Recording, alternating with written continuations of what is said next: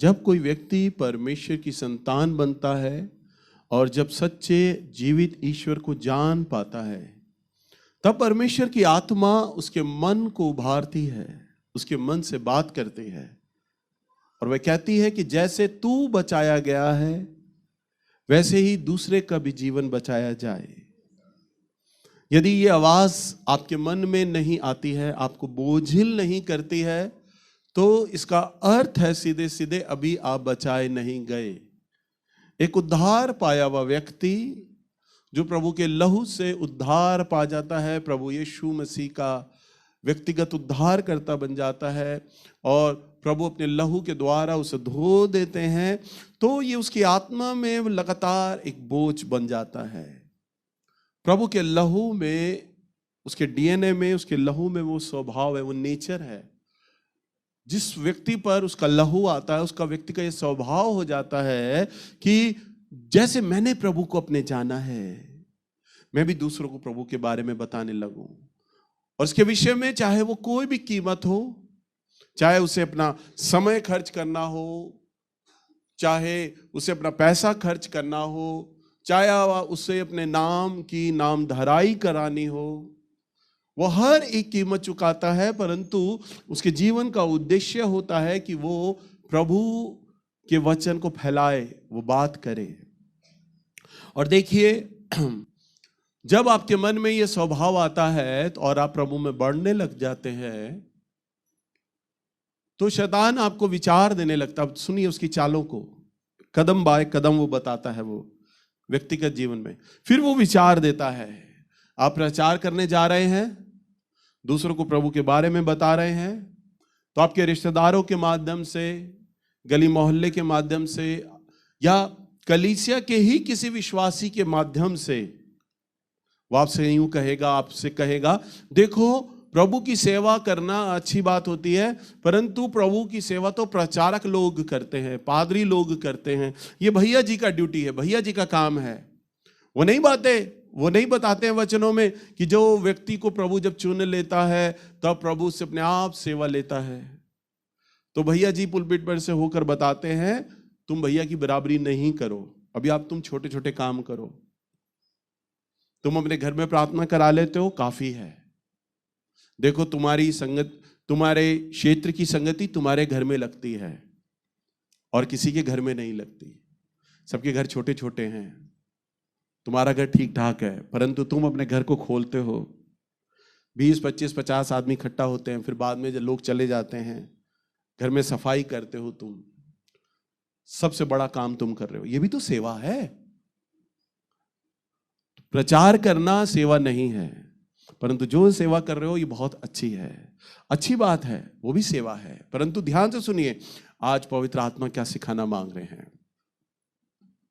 वो कहेगा, आपको विचार देगा, देखो लोग भेंटे और दशमांश नहीं डालते हैं, भैया जी वचन प्रचार करते हैं, और कई बार कई प्रचारक, कई लोग भी ये प्रचार करते हैं कि प्रभु के राज्य में आपको अपना सब कुछ देना होता है, दशमांश देना है, भेंट देना है, प्रभु को सर्वप्रथम रखना है। देखो तुम्हारे क्षेत्र के ही लोगों को तुम जान लो, फलानी फलानी औरत को तुम जानते हो कितनी कंजूस है, उस भाई को जानते हो तुम वो कितना कंजूस है, वो भेंट दशमांश नहीं देता, परंतु तुम अपने सारे खर्चे रोकते हो और दशमांश दे रहे हो, भेंटे दे रहे हो, तुम इन सबसे बढ़कर हो। आपके मन में वो ये प्राइड डालने लगता है, घमंड डालने लगता है, और इसको मालूम है, इस घमंड को क्या कहते हैं? आत्मिक घमंड। क्या कहते हैं? जब कोई भी व्यक्ति इस्तेमाल होने लग जाता है किसी भी प्रकार से, चाहे वो आराधना के माध्यम से इस्तेमाल हो, बजाने के माध्यम से इस्तेमाल हो, प्रचार करने के माध्यम से इस्तेमाल हो, या भविष्यवाणियों के माध्यम से इस्तेमाल हो, या आप धर्म के काम कर रहे हैं, कलीसिया में आप अपने एरिया में संगति करा रहे हैं, अपने घर में दशमांश भेंटे दे रहे हैं, आप ये सब करा रहे हैं, और आप हर संडे आराधनालय में जाते हैं और कोई भी संडे आप मिस नहीं करते, तो ये सारी जो भी बातें हैं ना, ये अच्छी बातें करना चाहिए। मैं मना नहीं कर रहा कि नहीं करना चाहिए, करना चाहिए, परंतु ये जितने भी धर्म के काम हैं, इन कामों के अंदर शैतान आपको लगातार विचार देता रहता है, तुम बहुत अच्छे हो, तुम बहुत पवित्र हो, तुम बहुत नर्म हो, तुम बहुत भले हो, तुम ही हो परमेश्वर की सच्ची संतान। जब प्रभु आएंगे और अपनी कलीसिया को लेके जाएंगे तो सबसे पहले तुम ही तो होगे जो प्रभु तुम्हें लेके जाएगा। और वो कलीसिया में, विश्वासी लोगों में इस बात के चलते एक आत्मिक घमंड उत्पन्न करने लगता है। बहुत से सेवकों के अंदर मैंने अपने जीवन काल में देखा है, बहुत से सेवकों के अंदर आज उन्होंने ग्रास रूट लेवल से जब सेवा शुरू करी, जब ज़मीनी स्तर पर जब सेवा करी, और जब प्रभु ने उनकी बलिदान, उनकी सेवकाओं को देखा और उन्हें बढ़ाना आरंभ कर दिया, उनके अभिषेक को, उनकी सेवाओं को, तो उनमें वो आत्मिक घमंड उत्पन्न होने लग गया।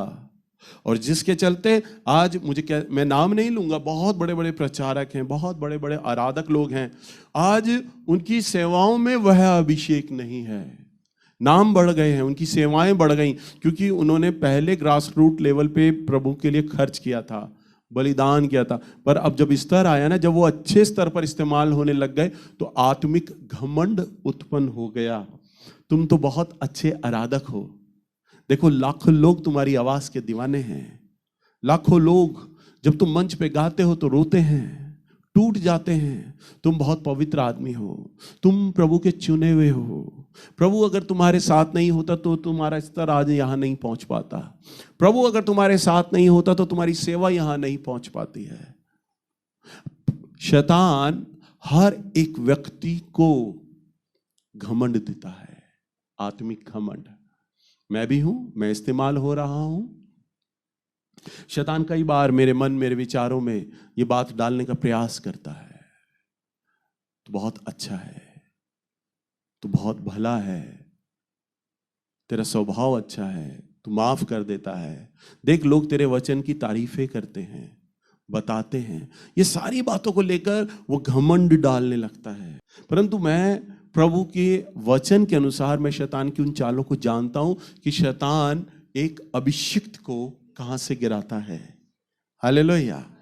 सो मैं आपको बताने का प्रयास कर रहा हूं कि शैतान कहां से गिराता है। आइए हम एक और पद को देखते हैं, बाइबल में निकालिए लूका की किताब, इसका 18 अध्याय और इसका 10वां पद। यहां हम देखते हैं, यहां दो मनुष्य हैं जो मंदिर में प्रार्थना कर रहे हैं। एक फरीसी है और एक चुंगी लेने वाला है। फरीसी खड़ा होकर अपने मन में यह प्रार्थना करने लगता है कि हे परमेश्वर, मैं तेरा धन्यवाद करता हूं कि मैं और मनुष्य की नाई नहीं, जो अंधेर करने वाला या अन्यायी या व्यभिचारी नहीं, परंतु मैं इस चुंगी लेने वाले व्यक्ति के समान नहीं हूं। देखिए, वे सारे अपने धर्म के काम बता रहा है, अपने आप को अच्छा साबित कर रहा है भवन में प्रभु के। वो कहता है मैं व्यभिचारी नहीं हूं, मैं अन्यायी नहीं हूं, मैं अंधेर करने वाला नहीं हूं, और कहता है मैं इस चुंगी लेने वाले के समान नहीं हूं। चुंगी लेने वाले को जानते? चुंगी लेने का क्या काम था? टैक्स कलेक्टर, टैक्स लेने वाला। आजकल तो आधुनिक जमाना है, हर चीज हमें टीवी और मीडिया के माध्यम से पता चल जाती है कि किस चीज पर कितना टैक्स आ रहा है, पता चल जाता है ना। कितना जीएसटी है, कितना टैक्स है, हमें पता चल जाता है, हमें अवेयर हो जाते हैं। पर पुराने जमाने में तो राजा दरबार में रहकर मंत्रियों को बोला करता था इस चीज पर इतना टैक्स लेना है। बस एक बंद कमरे में बात होती थी, महल में। परंतु दरबारियों को मालूम है कि अगर राजा ने बोला है 3% लेना है, तो वो अपनी तरफ से कहते थे राजा का हुक्म है 10% दो। और उनके साथ तो मंत्री भी लोग होते थे, सबकी हिस्सेदारी होती थी टैक्स में। अब राजा को नहीं पता होता था कि मैंने तो हुक्म जारी कर दिया पर मेरे नीचे वाले लोग ज्यादा टैक्स ले रहे हैं। परंतु वो क्या करते थे? कोड़े मारते थे, जेल में डाल दिया करते थे। और लोगों को लगता था कि हमारे राजा ने इतना ही टैक्स बनाया हुआ है। तो जो चुंगी लेने वाले होते थे, जो टैक्स कलेक्टर होते थे, वो अन्यायी लोग होते थे। वो झूठा टैक्स लगाकर लोगों से पैसे ऐंठते थे, उन्हें जेलों में डालते थे, उन्हें कोड़े मारे जाते थे। तो जो चुंगी लेने वाले होते थे वो सही नहीं होते थे। तो वो क्या कहता है? मैं इस चुंगी लेने वाले व्यक्ति के समान नहीं हूं। मैं कैसा हूं? मैं इस चुंगी लेने वाले व्यक्ति के समान नहीं हूं। 12वें पद में, मैं सप्ताह में 2 बार उपवास करता हूं और अपनी सब कमाई का दशमांश भी मैं देता हूं। अपने धर्म के काम प्रभु को गिना रहा है। जैसे प्रभु को तो मालूम ही नहीं है कि ये तू काम करता है। आप में से अगर कोई अपने धर्म के काम प्रभु को गिना रहा है ना, प्रभु मैं दशमांश देता हूं, मैं अब की बार चर्च में गया, मैंने दशमांश भी डाला, भेंट भी डाली, और देख मैंने तो चर्च में झाड़ू भी लगाई थी अब की बार, और मैंने तो 2 लोगों को जाके प्रचार किया। प्रभु कहेंगे अच्छा बेटा शुक्र है तूने बताया, मुझे तो पता ही नहीं था।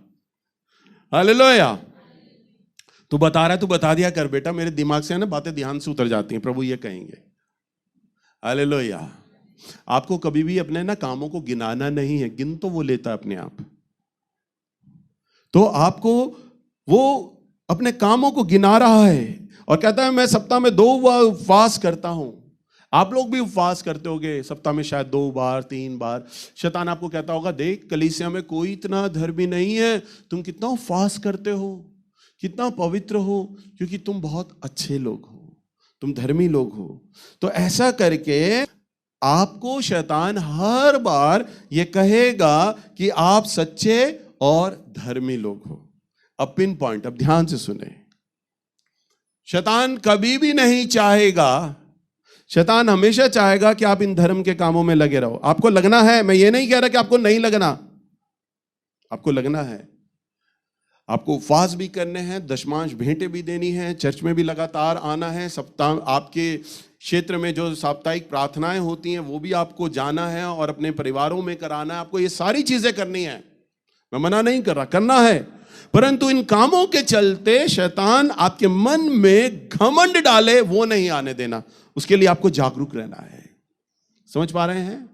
आप इस्तेमाल हो रहे हैं, अच्छी बात है कि आप इस्तेमाल होइए, परंतु शैतान आपको घमंड डाले, इस बात के लिए आप इस्तेमाल सावधान रहें।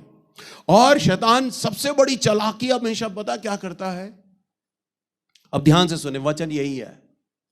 शैतान कभी ये नहीं चाहेगा कि आप प्रभु की इच्छा को जान पाएं, नहीं चाहेगा। चाहेगा वो कि शैतान कभी भी ये नहीं चाहेगा कि आप प्रभु की इच्छा को जान पाएं। देखिए सबके जीवन में प्रभु की इच्छाएं होती हैं, छोटी छोटी इच्छाएं रखता है वो सबके जीवन में, परंतु एक ध्यान से सुनो, सबके जीवन के अंदर एक परफेक्ट विल रखता है वो, अपनी परफेक्ट सिद्ध इच्छा जिसे कहते हैं, जिस इच्छा को लेकर उसका सारा दारोमदार परमेश्वर का टिका होता है उस व्यक्ति के ऊपर। परमेश्वर की इच्छा मेरे जीवन के लिए यह है कि मैं परमेश्वर के राज्य के लिए इस्तेमाल हूं, अलग अलग जगहों में परमेश्वर का कलीसिया रोपण करूं, यानी कलीसियाएं बनाऊं, चर्च इस्टेब्लिश करूं।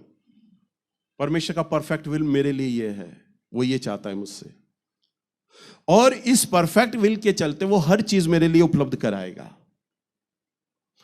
हर छोटी छोटी इच्छाएं अपनी प्रकट भी करेगा वो मुझ पर।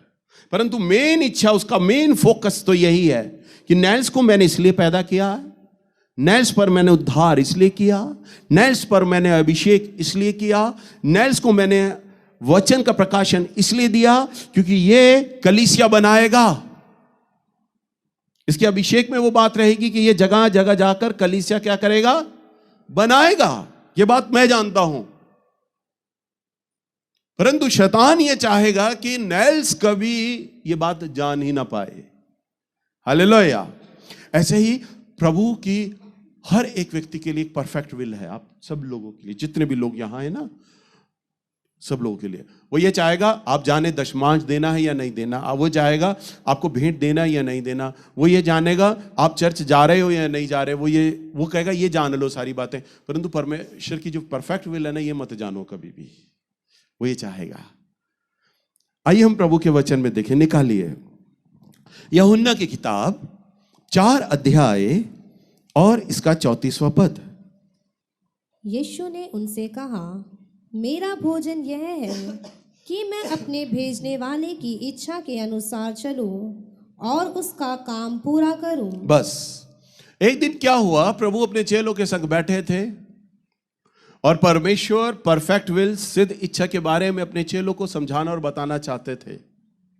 हमारे प्रभु यीशु मसीह ने जब भी वचन की शिक्षाएं दी ना, तो बड़े अच्छे उदाहरणों को प्रभु ने रखा, ताकि इस उदाहरण के चलते हर एक व्यक्ति को प्रभु की इच्छा, ज्ञान, समझ पता चल सके। प्रभु भी अपने चेलों के संग एक दिन बैठे और प्रभु अपना खाना नहीं लेकर आए। सब लोगों ने अपने अपने खाने का बक्सा खोला और उन्होंने देखा अचानक, अरे प्रभु, गुरु जी के हाथों में तो खाना ही नहीं है। उन्होंने कहा, प्रभु आपका भोजन कहाँ है? चेलों ने तो दुनियावी बात की खाना खाते समय, प्रभु आपका भोजन कहाँ है? अब प्रभु यही तो चाहते थे, मैं अगर खाना नहीं लाऊंगा तो मेरे से सवाल किया जाएगा। और चेलों ने वही किया। तब प्रभु ने बोला, मेरा भोजन ये है कि मैं अपने भेजने वाले की इच्छा को पूरा करूं। हालेलुया। चेलों को ये बात प्रकट किया। और प्रभु की क्या इच्छा थी? प्रभु की, परमेश्वर की क्या इच्छा थी प्रभु यीशु मसीह के लिए? कि वे पापियों के लिए क्रूस उठाए। हालेलुया। पापियों के लिए। प्रभु यीशु मसीह का जन्म क्यों हुआ? कोढ़ियों को चंगा करने के लिए, अंधों को आंखें देने के लिए, लाजर को जिंदा करने के लिए। उसका जन्म क्यों हुआ? कि आपको और मुझे अमीर बना दे। अब यही मैं आपको क्या कहता हूं, परफेक्ट विल। प्रभु का जीवन का पैदा होने का मिशन क्या था? कि वो हम पापियों के लिए क्रूस उठाए, हम पापियों के लिए मारा जाए। हालेलुया। इस क्रूस उठाने के चलते उसने लोगों को चंगा भी किया, 5,000 लोगों को भोजन भी खिलाया, अंधों को आंखें दी, 3 दिन सड़े मुर्दे लाजर को भी चंगा किया, इसलिए कि लोग ये जाने कि मैं ही उद्धार करता हूं। मुझ पर विश्वास करो, तुम्हारे अधर्म, तुम्हारे पापों के लिए मैं क्रूस उठाने इस धरती पर आया हूं। मसीह का जन्म तो हम पापियों के लिए हुआ था, उद्धारकर्ता के रूप में वो जन्मा था। उसका मेन उद्देश्य ये था, परफेक्ट विल ये थी। तो शैतान ने कई बार ये चाहा कि प्रभु की ये सिद्ध इच्छा पूरी ना हो, परमेश्वर की। जब प्रभु यीशु मसीह का जन्म हुआ तब हेरोदस के मन में डाला कि जितने भी छोटे छोटे बच्चे हैं उन्हें मरवा दिया जाए, जो 1 साल तक के बच्चे हैं। परफेक्ट विल वो जानता था, मरियम भी नहीं जानती थी, या उसका पुत्र बाप यूसुफ भी नहीं जानता था, राजा नहीं जानता था, कोई नहीं जानता था, परंतु शैतान जानता था। उसने हेरोदस के मन में डाला 1 साल के जितने भी जन्मे हुए बच्चे हैं ना उन्हें मरवा दिया जाए। उसने सोचा कि जब यह कानून पारित होगा तो क्या होगा, यीशु भी मरवा दिया जाएगा और परमेश्वर का जो मिशन है, जो काम है कि पापियों का उद्धार करता बने, वो फेल हो जाएगा। जब आप मां के गर्भ में पड़ते हैं, जब आप कलीसिया में आते हैं, जब प्रभु आपके अपने लहू से आपको धो देता है, जब आप विश्वास में आते हैं, जब प्रभु को जान जाते हैं। मैंने स्टार्टिंग में क्या बोला, जब आप प्रभु में आते हैं तो पवित्र आत्मा आपके मन को उबारते हैं कि आप इस्तेमाल किए जाएं। जब आप इस्तेमाल होने लगते हैं ना, तो परमेश्वर जानते हैं कि इनके जीवन के लिए मैंने क्या परफेक्ट योजना बनाई है। आपको चंगा करना परमेश्वर की योजना में था, परंतु वो सबसे बड़ी योजना नहीं थी। उस योजना को पूरा करने के लिए, जिस योजना के लिए प्रभु ने आपको पैदा किया है, आपको अपने आप पर प्रकट होने के लिए दिया है। आपके कमर के रोग को उसने चंगा इसलिए नहीं किया कि आप कमर की रोग से ठीक हो जाए ताकि आप रात में आराम से सो सकें। आपको तो उसने इसलिए चंगा किया है कि उसका वो उद्देश्य है, जिस उद्देश्य के चलते वो आपको चर्च में लेकर आया है और अपनी इच्छा को जाहिर करना चाहता है, प्रकट करना चाहता है। वो मिशन, जिस मिशन के लिए उसने आपको रचा और बनाया है ना, वो आप पर प्रकट कर सके। परंतु शैतान क्या चाल चलता है, क्या गेम खेलता है, हर एक विश्वासियों को धर्म के कामों में लगा देता है। देखो, तुम चर्च में आ गए हो, तुम चर्च में अब इस्तेमाल हो रहे हो, बहुत अच्छी बात है, तुम बहुत पवित्र लोग हो, बहुत धर्मी लोग हो। वो ये नहीं चाहेगा कि तुम प्रभु की योजना को जानो, उसकी परफेक्ट विल को जानो। हालेलुया। क्योंकि मालूम है कि शैतान आपको रोकेगा। वो इसलिए, सबसे बड़ी बात ध्यान से सुने, क्योंकि वो जानता है कि आपके दशमांश देने से, आपके अपनी संगति में प्रार्थना करने से या कराने से, चर्च में झाड़ू लगाने से, वचन का प्रचार करने से, आराधना करने से, धर्म के काम करने से वो ये जानता है इस बात को कि परमेश्वर का राज्य नहीं बढ़ता। परमेश्वर का राज्य तो सिर्फ बढ़ता है परमेश्वर की इच्छा को जानकर और उसे पूरा करके बढ़ता है। हालेलुया। आप शैतान की दृष्टि में बड़ी आसानी से मूर्ख बन जाते हैं। तुम बहुत अच्छा गा रहे हो, देखो कितना अच्छा गा रहे हो, लोग तुम्हारी आराधनाओं में झूम रहे हैं, तुम धर्मी हो तभी झूम पा रहे हैं। तुम दशमांश दे रहे हो, तुम भेंटे दे रहे हो, तुम देखो कितने अच्छे लोग हो। मुझे विचार देगा, देख तू कितना अच्छा वचन को प्रचार करता है, जो प्रकाशन तेरे पास है वो किसी के पास नहीं है, कितना अच्छा वचन तू बोल लेता है। हालेलुया। परंतु मेरा वचन का बोलना ही सेवा नहीं है, मेरा तो जो सेवा है वो चर्च प्लांटिंग का है, मैं कलीसिया बनाऊं। हालेलुया। परंतु शैतान कहेगा नहीं, तू इन्हीं बातों में उलझा रहे, तू उस इच्छा को जान ही ना पाए जिसके लिए प्रभु ने तुझे रचा और बनाया है। समझ पा रहे हैं? और अगर आप जान भी पाओ उस इच्छा को तो शैतान ये कभी नहीं चाहेगा कि आप उस इच्छा को पूरा कर दें। वो नहीं चाहेगा कभी भी। वो आपको बाय हुक, अंग्रेज लोग कहते थे, by hook and by crook, चाहे प्यार से चाहे जबरदस्ती से बात अपनी मनवानी है तो शैतान आपके जीवन में वही चाल चलेगा। अगर आप जान गए कि प्रभु की ये मर्जी है तो चाहे बाय हुक या बाय क्रुक वो आपको रोकेगा। आपके मन में समस्याओं को डालेगा, परिवार में चिंताओं को डालेगा, पैसे के धन का अभाव लाएगा, माता पिता के झगड़े होंगे, जीवन साथी से अलगाव होगा, जीवन साथी से झगड़े होंगे, नाना प्रकार की उलझनों में वो आपको लाकर खड़ा कर देगा और कहेगा देख तू तो परमेश्वर की इच्छा को पूरा ही नहीं कर पा रहा है। आपको विचार देगा, जब जब तू प्रभु के लिए देख इस्तेमाल होता है, जब जब तू प्रभु की सेवा करता है या करती है, देख तेरे परिवार में यही तो समस्याएं हो जाती हैं, यही तो झगड़े होते हैं। शैतान यही तो विचार आपको डाल रहा है ताकि आप उसके लिए इस्तेमाल ना हो सको।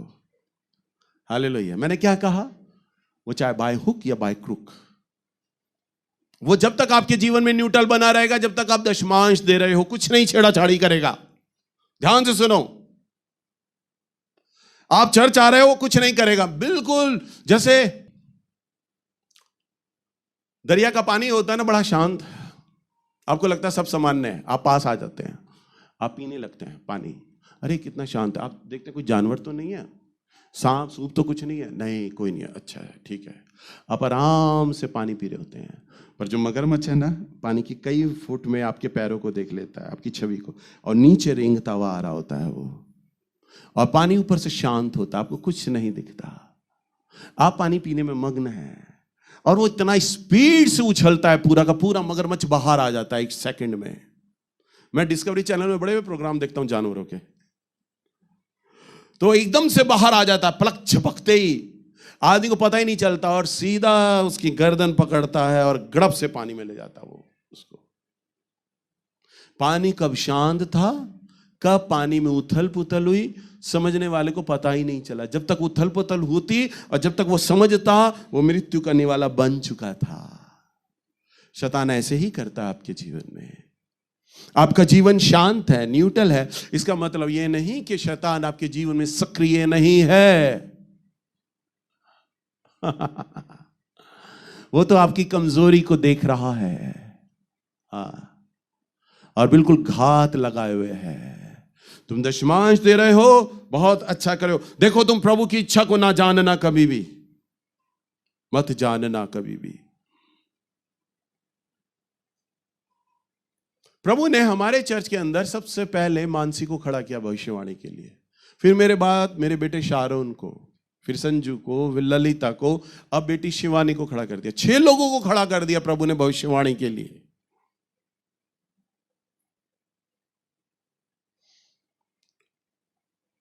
कई बार मेरे प्रचारक लोग, मेरे साथ के जितने भी लोग मुझे ये सलाह देते, भैया भविष्यवाणी कम कराओ, क्योंकि भविष्यवाणियों पे लोगों का ध्यान ज्यादा जा रहा है, वचन पर कम जा रहा है। मैं इस बात को जानता हूं कि अपनी जगह वो सही कह रहे हैं, परंतु प्रभु बार बार लोगों को क्यों खड़ा करते जा रहे हैं? मानसी तू भविष्यवाणी कर। मानसी ने लापरवाही करी, शारोन तू कर भविष्यवाणी, उसने लापरवाही करी। ललिता तू कर भविष्यवाणी, उसने लापरवाही करी। संजू तू कर भविष्यवाणी, उसने लापरवाही करी। शिवानी तू कर भविष्यवाणी। कोई तो हो जो मेरे बारे में लोगों को बता दे, मेरी योजनाओं को बताए। कोई तो हो यहां पर। आप विचार करो एक बार के लिए, एक बार मैं कल्पना देता हूं, लॉजिक देता हूं, आप मर जाओ आप मर गए, आपकी आत्मा यहां आ जाए और बात करना चाहे तो कैसे बात करोगे? आप सोचो। पिक्चरों में दिखाते हैं ना, आत्मा घूम रही होती है परिवार में, परिवार वाले बात कर रहे होते हैं, पति रो रहा है, आईने के 100 टुकड़े करके हमने देखे हैं। बीवी की आत्मा तो घर में ही मंडरा रही है और से बात करना मांग रही है, पति पे रो रही है। पत्नी की आत्मा, ले मैं तेरे पास खड़ी हूं, और पति को भी एहसास हो रहा कमरे में कोई है तो है, मेरी वाइफ के होने का एहसास हो रहा है, परंतु बात नहीं कर पा रहा। आप भी सोचो, आप भी एक ऐसी आत्मा है, लॉजिक दे रहा हूं, आप बात करना चाहो तो कैसे बात करोगे बताओ? कोई तो माध्यम ढूंढोगे, किसी न किसी को तो पकड़ोगे, किसी न किसी तरीके से कोई तो मेरे बारे में बता दे कि मैं यहां हूं। ऐसे ही मेरा परमेश्वर करता है। वो भी अपने लोगों को चुनता है, अपने लोगों को अभिषेक करता है, अपने लोगों को पकड़ता है। कोई तो हो जो मेरे बारे में लोगों को बता दे कि मैं यहां हूं। प्रभु ये चाहते हैं, नेल्स, जब तू सुबह उठे ना तो तुझे कलीसिया रोपण करने का विचार सताए। सुबह उठते ही कलीसिया मैंने कैसे रोपित करनी है, क्योंकि मेरी इच्छा यही है। दोपहर को ये विचार सताना चाहिए, रात को ये विचार सताना चाहिए, सोते समय विचार सताना चाहिए, फिर सुबह जब तू उठे तब विचार सताना चाहिए, दोपहर को जब उठे तो, यानी रात और दिन, दिन और रात, हर समय तू इन विचारों में डूबा रहे, खोया रहे। कैसे कैसे कैसे कैसे कैसे मैंने प्रभु की इच्छा को पूरा करना है। हालेलुया। ये चाहता है शैतान आपके जीवन से, ये चाहता है प्रभु आपके जीवन से। और शैतान चाहता है कि आपको ये इच्छा जान ना पाए, और जान ले तो कभी आप उसे पूरा ना कर सके। वो आपको उलझा कर रखेगा, by hook and by crook, चाहे प्यार से चाहे जबरदस्ती से, वो चाहेगा आपको रोकने का। अब मैं आपको एक और संदेश देता हूं। सुबह के समय मैं पतरस की खूबियों के बारे में बता रहा था कि पतरस को प्रभु ने क्यों कहा कि मैं तुझे स्वर्ग की चाबियां दूंगा। आइए हम थोड़ा और मनन करते हैं। निकालिए मत्ती की किताब 16 अध्याय और इसका 21वां पद। सुबह के समय में पतरस की खूबियों के बारे में बता रहा था। देखिए यह पतरस एक गलती कर जाता है प्रभु के आगे। पढ़िए बेटा, मत्ती की किताब 16 अध्याय और इसका 21वां पद। उस समय से यीशु अपने चेलों को बताने लगा, अवश्य है कि मैं यरूशलेम को जाऊं और पुरनियों और प्रधान याजकों और शास्त्रियों के हाथ से बहुत दुख उठाऊं और मार डाला जाऊं और तीसरे दिन जी उठूं। हाँ, देखो प्रभु क्या बता रहे हैं, अपना मिशन बता रहे हैं, परफेक्ट विल बता रहे हैं चेलों को। वो इसलिए नहीं कहता कि मैं लोगों को चंगा करने आया, बल्कि वो क्या कह रहे हैं कि अवश्य है कि मैं यरूशलेम को जाऊं, पुरनियों और महायाजकों और शास्त्रियों के हाथों से दुख उठाऊं। प्रभु यीशु मसीह जानते हैं कि मुझ पे कांटों का ताज रखा जाएगा, मुझ पर थूका जाएगा, मुझे मारा पीटा जाएगा, मुझ पे दोष लगाया जाएगा। प्रभु ये सब बातें बता रहे हैं कि मैं दुख उठाऊं और मार डाला जाऊं, और ये भी परफेक्ट विल बता रहे हैं कि मैं मरने के तीसरे दिन बाद जी भी उठूं। ये प्रभु की इच्छा है मेरे लिए। ये अपनी परफेक्ट विल चेलों को बता रहे हैं। 23वें पद में आगे देखो क्या हुआ। इस पर पतरस उसे अलग ले जाकर झिड़कने लगा, हे प्रभु, परमेश्वर ना करे, तेरे साथ ऐसा कभी ना होगा। हाँ, देखो पतरस बहुत प्यार करता था प्रभु को। प्रभु ने बताया मैं जब यरूशलेम पे जाऊंगा, मुझ पे थूका जाएगा, दोषारोपण होंगे, कांटों का ताज रखा जाएगा, मुझे मार डाल दिया जाएगा और तीसरे दिन बाद मैं जी उठूंगा। वो बता रहे हैं। अब देखिए पवित्र आत्मा क्या बोल रहा है। अब प्रभु ने अपना इच्छा योजना बताई।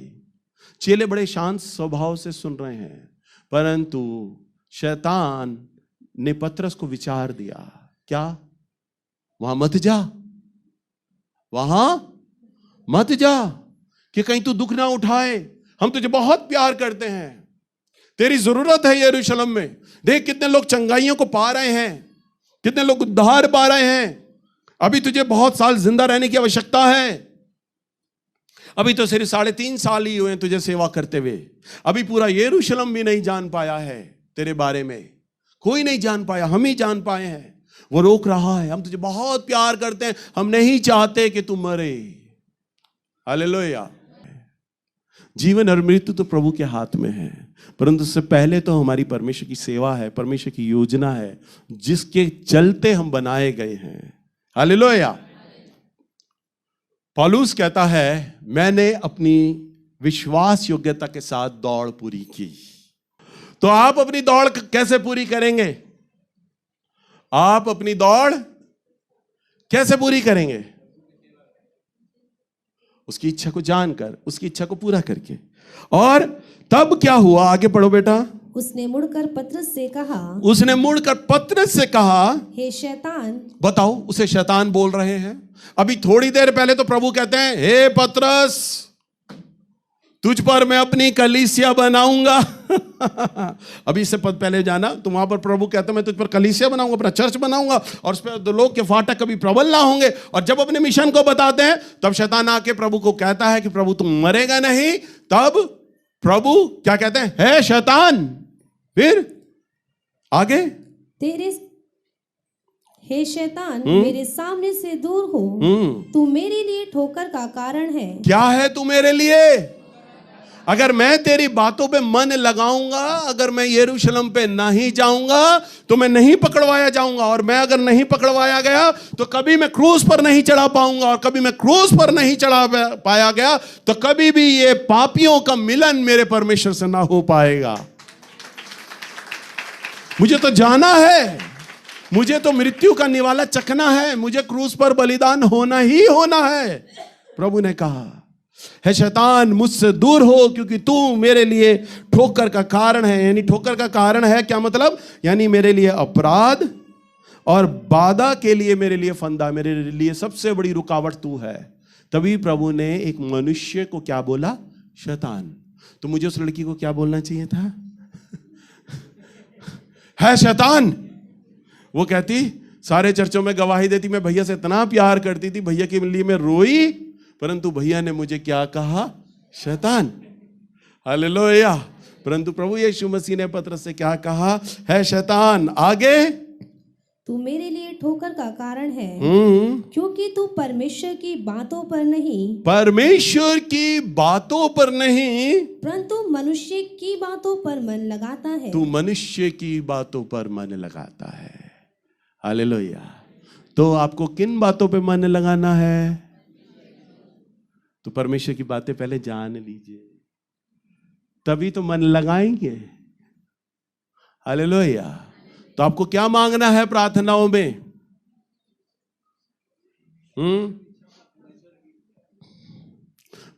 मैं आज भी प्रार्थना करता हूं, प्रतिदिन करता हूं। 27 साल हो गए प्रभु को जाने। मैं प्रभु को बोलता हूं, प्रभु अपने मर्म को मुझे समझा और सिखा, मेरे जीवन के उद्देश्य को पूरा कर।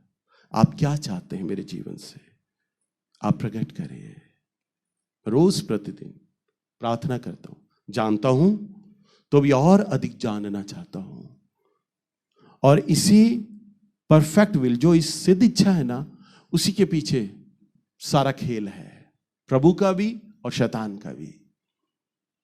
हालेलुया। अरे इनके लिए तो अकेला नेल्स बेंजामिन ही काफी था। प्रभु ने और क्यों पादरी बना दिए, क्यों प्रचारक बना दिए, क्यों आराधक बना दिए, क्यों भविष्यवक्ता पे भविष्यवक्ता खड़ा कर रहा? वो इसलिए खड़ा कर रहा है क्योंकि नेल्स, मैंने तेरे अंदर वह अभिषेक रखा है, मैंने तेरे अंदर वो मिशन रखा है, ताकि तेरे जीवन के द्वारा मैं कई कलीसियाओं को बनाऊंगा। और जब कई कलीसियाएं बनेंगी ना, तो यही पास्टर अलग अलग जगहों पे इस्तेमाल होंगे, यही आराधक इस्तेमाल होंगे, यही काम करने वाले लोग इस्तेमाल होंगे। मैंने तुझे अब टीम इतना दे दिया है, यही भविष्यवक्ता अलग अलग कलीसियाओं में इस्तेमाल होंगे। ये केवल गली नंबर 12 में इस्तेमाल होने लायक नहीं है, ये हर जगह इस्तेमाल होंगे। हालेलुया। बहुत सारे सेवकों और बहुत सारे पास्टरों को मैं इस जगह खड़ा होता हुआ देख रहा हूं। बोला था ना उन्होंने, क्यों बोला उन्होंने कि बहुत सारे पास्टर, बहुत सारे प्रचारक। तो बहुत सारे पास्टर, बहुत सारे प्रचारक सिर्फ एक ही जगह पे सब प्रचार करेंगे? हालेलुया।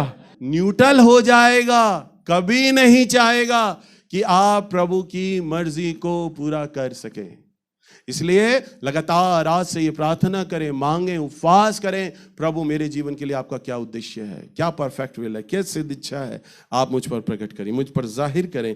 चाहे आपको आपके स्वप्न में आके प्रभु बोलेगा, चाहे स्वर्गदूत आपके आगे खड़ा हो जाए, चाहे प्रभु का कोई नबी, कोई भविष्यवक्ता आपको बताए, परंतु परमेश्वर अपनी मर्जी को आप पर प्रकट कर ही देगा।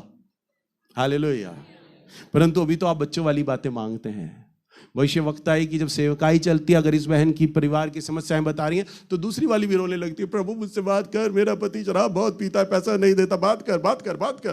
तब वो बुला लेती, आजा तू भी आजा, तू भी रो रही है और तेरे घर में भी समस्या है। अरे आप ये मांगो, प्रभु अपनी इच्छा मुझे बता, मेरा पति कैसे बदलेगा ये नहीं मुझे सीखना, पैसा कैसे आएगा ये नहीं सीखना, मुझे ये बता तेरी इच्छा को मैं कैसे पूरा करूं, क्या है तेरी इच्छा। तब भविष्यवक्ता को बोलेगा, प्रभु ये है बता, यही तो मेरी बेटी है, जो मेरा बेटा, सिर्फ इस कलीसिया में एक ही लड़की मिली है, मुझे एक लड़का मिला है जो मेरी इच्छा को पूछ रहा है, और बुला ले उसे। हालेलुया। तब वो आपसे बात करेगा, और अगर उसकी इच्छा को जान गए ना तो सोना और चांदी तो आपके पीछे भागेगा।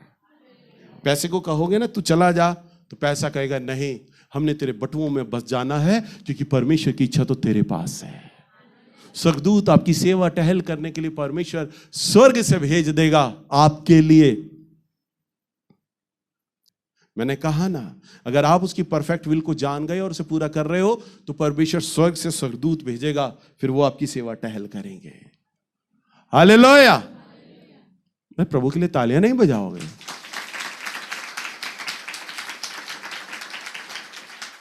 हालेलुया। मैं इसलिए गवाही दे रहा हूं कि जैसे मैं प्रभु की इच्छा को जान पाया और प्रयास कर रहा हूं, ये नहीं कह रहा पूरा कर रहा हूं, प्रयास कर रहा हूं प्रभु की इच्छा को पूरा करने के लिए। सिर्फ प्रयास में ही परमेश्वर इतनी सामर्थ्य दे देता है। और मेरे ऊपर शादी को लेकर एक रुपए का सिंगल पैनी का कर्जा नहीं है मेरे ऊपर।